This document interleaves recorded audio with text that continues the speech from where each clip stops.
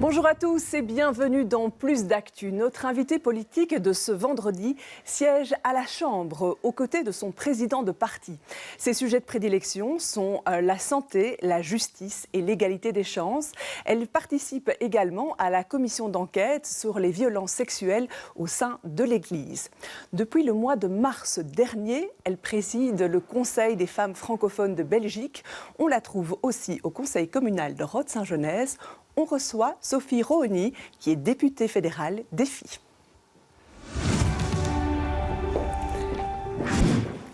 Bonjour, bienvenue sur ce plateau. Bonjour. Alors, on va commencer d'abord par un moment assez intense qui s'est passé hier au Parlement.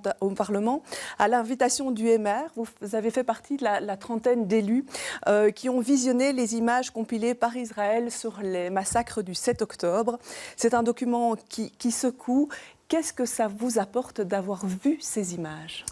Alors, je savais pertinemment que ces images étaient insoutenables, mais malgré tout, j'estimais plus qu'utile et même indispensable de pouvoir les visionner, en particulier à un moment où l'on voit que certaines personnes nient l'horreur, ni le massacre qui a lieu le 7 octobre, le minimisent ou le justifient. Et donc, quelque part, c'était un témoignage qui, pour moi, en tant qu'élu, était important de pouvoir relayer. Maintenant, c'est vrai que j'en suis ressortie complètement bouleversée, dévastée, traumatisée. Et donc, je n'ose imaginer le trauma qui a été celui des victimes qui, elles, ont vécu ce massacre en direct. Et maintenant que vous avez vu ces images, qu'est-ce qu'on en fait ? Qu'est-ce qui se passe ? Comment est-ce qu'on met à distance ? Quelle est l'étape suivante ? Alors c'est vrai qu'il faut absolument prendre ses distances et ne pas agir sous le coup de l'émotion, même si on est forcément secoué par de telles images, les images, mais aussi finalement la réjouissance qu'ont ressentie les terroristes en tuant toutes ces personnes parce qu'elles étaient juives, au nom de Dieu, vraiment se réjouir, être fiers de ce qu'ils ont commis. Et donc on peut ressentir une certaine haine vis-à-vis d'eux, aussi une certaine désillusion et le fait de se dire est-ce qu'on peut encore avoir foi, espoir en l'humanité, mais on doit faire ce travail ensuite de distance pour pouvoir faire en sorte que les solutions que l'on va être à même de porter par rapport à cette terrible guerre en Israël et en Palestine puissent être guidées uniquement par le droit international et par l'universalisme des droits humains. À savoir faire en sorte que l'on doit pouvoir sauver chaque vie humaine innocente, qu'elle soit israélienne ou qu'elle soit palestinienne. Alors, avant d'avoir vu cette vidéo, vous aviez lancé un appel aux féministes de gauche pour que les violences subies par les femmes lors de pogroms soient reconnues comme féminicides. Alors, ça a suscité pas mal de réactions. On va rejoindre Aline Waldorf qui voit ces réactions et qui en a relevé une question. Oui, Carlos dit, je cite, « Vous défendez les femmes d'Israël, mais vous ne parlez pas des femmes et des filles de Gaza. C'est quoi ce deux poids, deux mesures ? Pourquoi ne pas reconnaître qu'il y a aussi des féminicides concernant les femmes de Gaza ?» Voilà. Qu'est-ce que vous répondez ? Alors, ce deux poids, deux mesures, il est faux. Il est faux. Je suis bouleversée aussi parce que vivent les femmes à Gaza, je l'ai toujours dit, de voir que des femmes sont privées de soins médicaux qui sont vitaux. Toutes ces femmes, plus ou moins 50 000 femmes aujourd'hui à Gaza qui sont enceintes et qui, par conséquent, voient leur vie en danger parce que les hôpitaux où elles ont parfois la chance d'être traitées sont dépourvus d'électricité notamment. Donc oui, évidemment que ça me bouleverse et que l'on doit pouvoir être solidaire de ces femmes. Mais moi, ce que j'aimerais juste, c'est qu'à côté de ça, on puisse reconnaître qu'à travers le massacre qui a été perpétré le 7 octobre dernier, il y avait une dimension génocidaire et aussi une dimension de féminicide. Les victimes femmes de ce massacre ont été visées spécifiquement parce qu'elles étaient juives et parce qu'elles étaient des femmes. Ce n'est en aucun cas parce que l'on reconnaît le fait qu'elles ont été à ce point mutilées, violées, humiliées, que pour autant on oublie dans le même temps le sort des femmes gazaouis. On doit être solidaire de toutes les femmes dans cette guerre.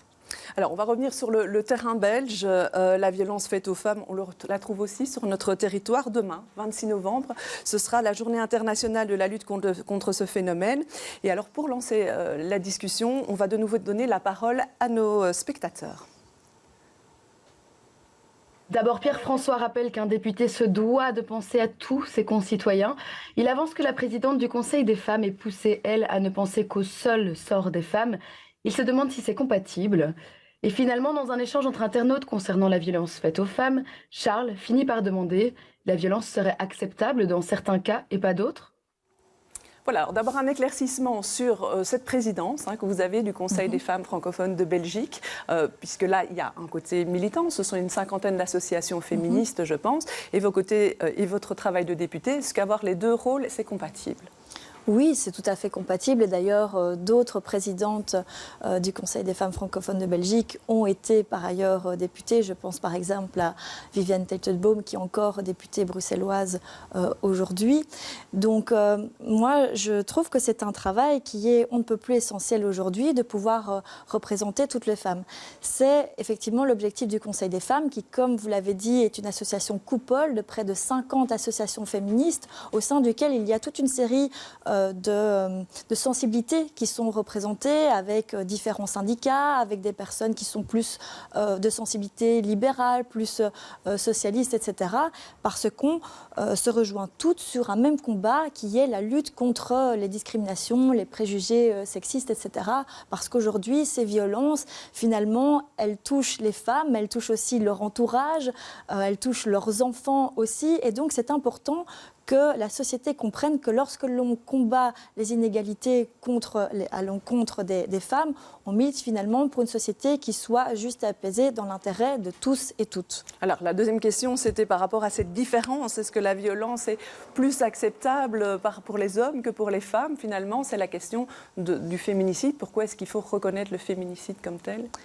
Parce que là aussi, je pense qu'il faut malheureusement être pragmatique, à savoir que les violences conjugales, qui sont très souvent le terreau de ces terribles féminicides, sont très largement portées à l'encontre des femmes, parce qu'elles sont des femmes dans une société qui est encore fort empruntée par le patriarcat. Lorsqu'il y a un rapport de domination ou d'emprise, c'est finalement très souvent l'homme qui ne supporte pas que sa femme ou son ex-femme souhaite se libérer de ce rapport d'emprise, souhaite ne plus partager sa vie avec lui, et puis ça peut déboucher sur des féminicides.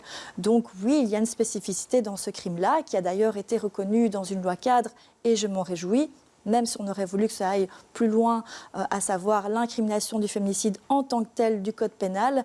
Mais oui, il y a une spécificité qui doit absolument être prise en compte pour pouvoir au mieux aider ces femmes avant qu'il ne soit trop tard. Alors vous parliez de cette loi de cadre. Cette semaine, il y a eu un colloque où on a fait un peu le point sur l'avancée de cette loi cadre qui a été votée en juin.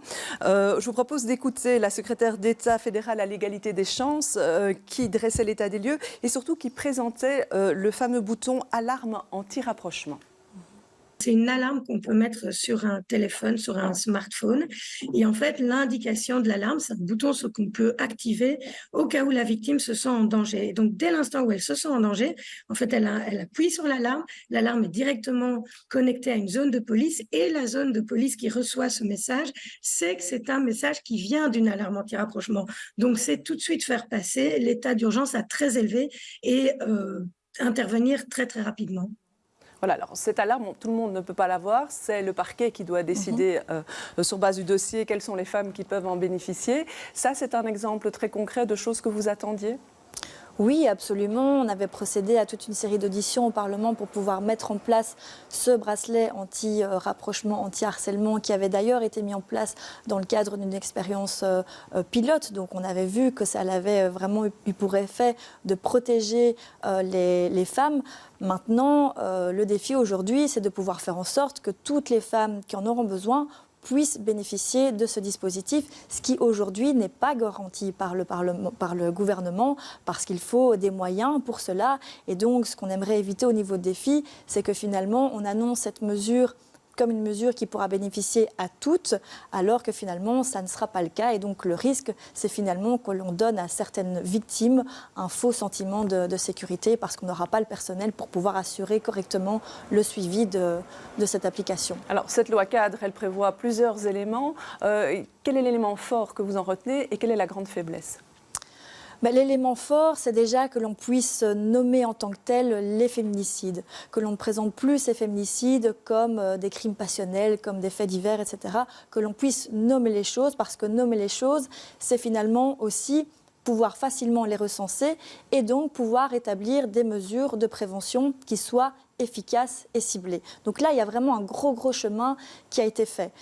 Le bémol, c'est que, comme je l'ai dit, cette loi ne s'est pas accompagnée d'un budget suffisant que pour pouvoir concrétiser toutes les mesures qui ont accompagné ce travail de nomination de ce que sont les féminicides, que ce soit par rapport au bracelet ou encore par rapport aux cellules adaptées dans les commissariats de police. On parle beaucoup au niveau de Bruxelles des cellules EVA, par exemple. Donc, ce sont des locaux qui sont adaptés, qui sont bienveillants pour pouvoir correctement accueillir les victimes et éventuellement prendre leur plainte si elles désirent entreprendre cette démarche. Sauf que les zones de police ne sont pas sur un même pied d'égalité. Il y a des zones de police qui ont les moyens de le faire, d'autres pas.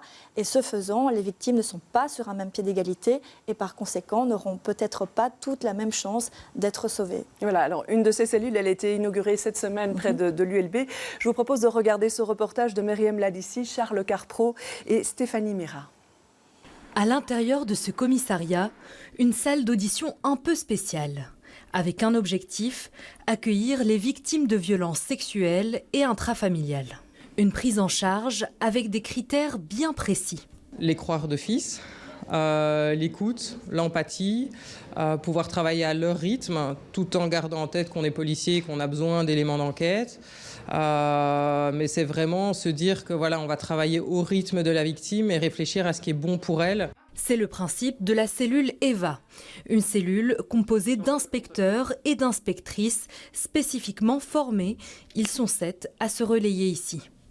Selon un récent sondage, 50% des personnes disent vouloir faire appel à la police en cas d'agression sexuelle et seulement 36% des sondés estiment faire confiance à la police. Il y a beaucoup de gens qui ont peur d'en parler, qui ont peur des avis des autres, du jugement, et c'est bien d'avoir un espace comme ça où tu sais que tu ne vas pas être jugé. On a lancé les mouvements Balance ton folklore, etc., qui ont montré que c'était une réalité pour tous et toutes, constante. C'est la 3e cellule EVA à Bruxelles.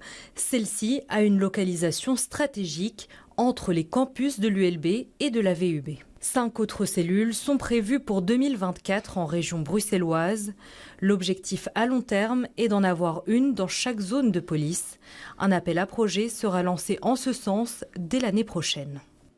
Voilà, alors symboliquement, on est près de l'ULB, on l'a dit, mais on est aussi là où finalement il y a le phénomène Balance ton bar qui a commencé il y a 2 ans, hein, c'était au mois de novembre également. À ce moment-là, il y a toute une série de messages avaient été lancés pour dénoncer ce qui se passait dans les bars, les abus qu'il y avait par rapport aux jeunes filles.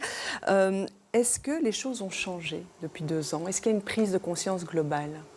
Oui, il y a une prise de conscience politique très claire et d'ailleurs je pense qu'on doit saluer les victimes et les associations qui ont osé parler pour justement que cette évolution puisse se faire. Moi, je me souviens que ce mouvement Balance ton bar m'a complètement chamboulée parce que j'ai étudié à l'ULB et forcément, déjà, à ce moment-là, je savais que je devais faire attention quand je sortais à ce qu'on allait mettre dans mon verre. Je savais que je devais faire attention à comment m'habiller parce que j'avais ce risque d'être agressée. Et donc, avec ce mouvement Balance ton bar, c'était quelque part dire maintenant, ça suffit, la peur doit changer de camp et la réalité que l'on vit ne peut devenir une fatalité. Donc oui, il y a eu des avancées, notamment législatives, avec le nouveau code pénal sexuel qu'on a vraiment beaucoup soutenu, notamment de par le fait qu'on a défini ce qu'est le consentement. À côté de ça aussi, les centres de prise en charge des victimes sexuelles, donc qui font en sorte que les victimes auront un endroit où elles pourront aller directement après les faits ou même quelques semaines après pour pouvoir être prises en charge au niveau médical, juridique ou autre. Donc vraiment avoir une prise en charge adaptée en fonction de ses besoins, de son vécu. Donc il y a eu effectivement de grandes avancées et c'est grâce aux associations, très clairement. Ouais, ici, la secrétaire d'État bruxelloise en charge de l'égalité des chances disait qu'il y a tout un travail de sensibilisation qui a été fait en partant d'un travail fait avec les acteurs de terrain, finalement, les associations. Je vous propose de l'écouter quand on lui demandait quels étaient les éléments faits depuis 2 ans. Elle lisait une série d'actions et voici un petit extrait. Travailler aussi avec la justice, c'est ce qu'on fait aussi avec le parquet de Bruxelles, avec le bâtonnier, où on a notamment lancé des formations pour les avocats et les avocates pour pouvoir aussi mieux défendre les victimes auprès de la justice. Donc, voilà, je n'ai pas les chiffres aujourd'hui à vous donner, mais vous dire que les choses évoluent, que le pouvoir politique en place, nous en l'occurrence, on essaye vraiment de prendre nos responsabilités, on les prend en fait, puisqu'on met en place vraiment des actions très très concrètes pour faire en sorte que ce genre de problématiques ne se produisent plus. Voilà, là on parle de la justice, mais dans les contacts qu'on a eus en faisant un peu le bilan de Balance ton bar 2 ans après, les associations nous disaient ce qui manque encore, c'est les condamnations. Ça ne suit pas encore à ce niveau-là, c'est les condamnations pour violences sexuelles. Bien sûr, beaucoup trop de classements sans suite. Et ce n'est pas parce que la justice ne veut pas travailler ou ne prend pas ces thématiques au sérieux. On a notamment prévu au niveau fédéral, effectivement, le fait que les formations aux violences sexuelles puissent être généralisées à l'ensemble des magistrats. Donc ça a été une avancée. Mais il faut pour cela qu'on ait des magistrats en suffisance, alors que l'on sait qu'aujourd'hui, le cadre légal fixé par le gouvernement fédéral et aussi par le Parlement, n'est aujourd'hui pas respecté. Un exemple très concret, au niveau du parquet de Bruxelles, dont on a beaucoup parlé encore plus ces dernières semaines, il n'y a que 3 magistrats qui sont compétents pour toute la section mœurs, donc pour tous les faits de violences sexuelles qui ont lieu sur tout Bruxelles. C'est bien évidemment beaucoup trop peu. Autre exemple aussi, le CAB, donc c'est l'organe qui est chargé du suivi des auteurs de faits sexuels, eh bien, ce centre manque cruellement de moyens pour pouvoir prendre en charge ces délinquants sexuels et éviter ainsi qu'ils ne récidivent. Donc leurs moyens stagnent depuis des années, alors que leur charge de travail ne cesse d'augmenter. Donc l'urgence aujourd'hui, effectivement, si l'on veut que toutes les mesures puissent correctement se concrétiser et correctement sécuriser les victimes à temps, c'est effectivement d'investir bien plus massivement qu'on le fait aujourd'hui dans la justice. Alors il y a aussi des questions qui se lancent par rapport aux partis, c'est l'heure où on confectionne les listes. Et par rapport à ça, par rapport au signal envoyé à l'électeur, nous avons une question de nos spectateurs. L'internaute Mehdi aimerait savoir si pour vous, en tant que féministe, il est envisageable de faire revenir l'échevin Michel de Herde sur une liste électorale. Voilà, Michel de Herde qui a été inculpé. Est-ce que c'est envisageable ? Comme vous l'avez dit, il a été inculpé et de ce fait-là, il a été suspendu par le parti. Du coup, il ne fait plus partie du parti Défi, le temps en tout cas que l'enquête judiciaire puisse aboutir et aussi qu'une décision de justice puisse être prononcée. Donc la question aujourd'hui ne se pose même pas. Il va de soi que s'il venait à être blanchi, alors là, on se poserait la question. Mais là, la question ne se pose même pas aujourd'hui. Donc je doute que la justice, d'ailleurs, puisse rendre une décision d'ici là. Donc tant qu'il est inculpé, il n'y aura pas, vous ne verrez pas Michel de Herde sur des listes pour Défi. Alors, depuis 2 semaines, il y a une commission d'enquête qui a été lancée à la Chambre sur les violences sexuelles au sein de l'Église.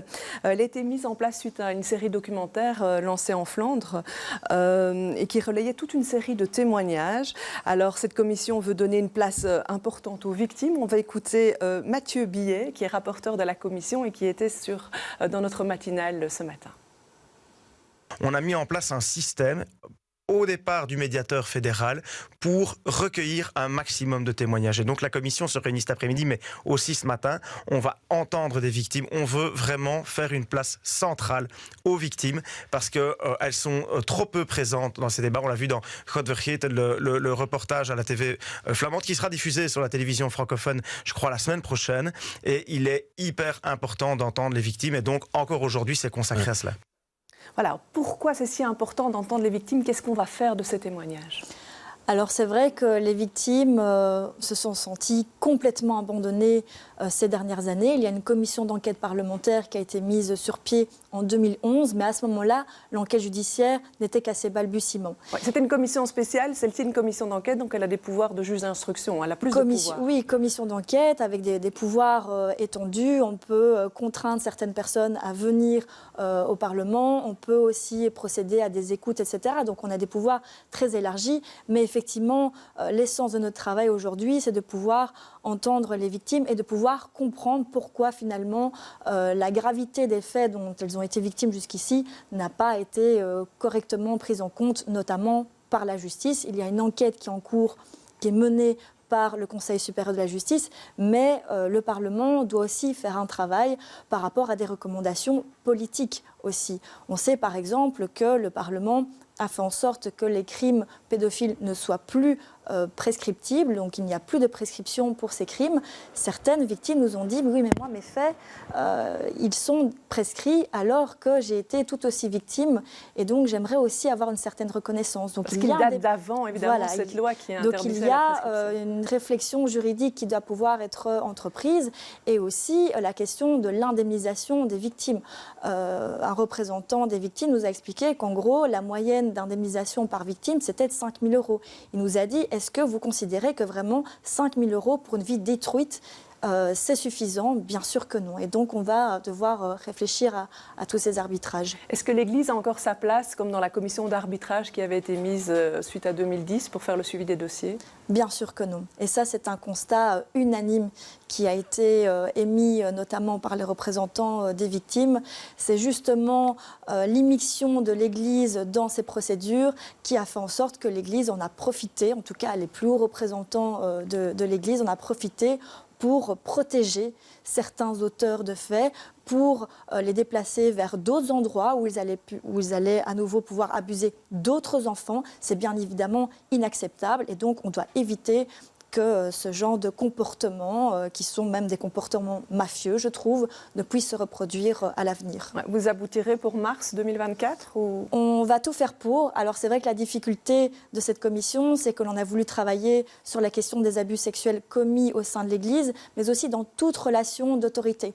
Donc par exemple, au sein d'un club sportif ou autre, ou des scouts par exemple, donc on a un spectre très large de travail et donc on doit pouvoir donner la parole aux victimes. On a effectivement lancé un appel à témoins pour pouvoir permettre à un plus grand nombre de victimes de pouvoir s'exprimer. Et à côté de ça aussi, on va devoir travailler, comme je l'ai dit, sur ces recommandations. Ça sera un travail de longue haleine, mais on le fera avec beaucoup de cœur et de oui, voilà. En une phrase, la dernière question de Mehdi, c'était sur quelle liste vous serez candidate en 2024 ?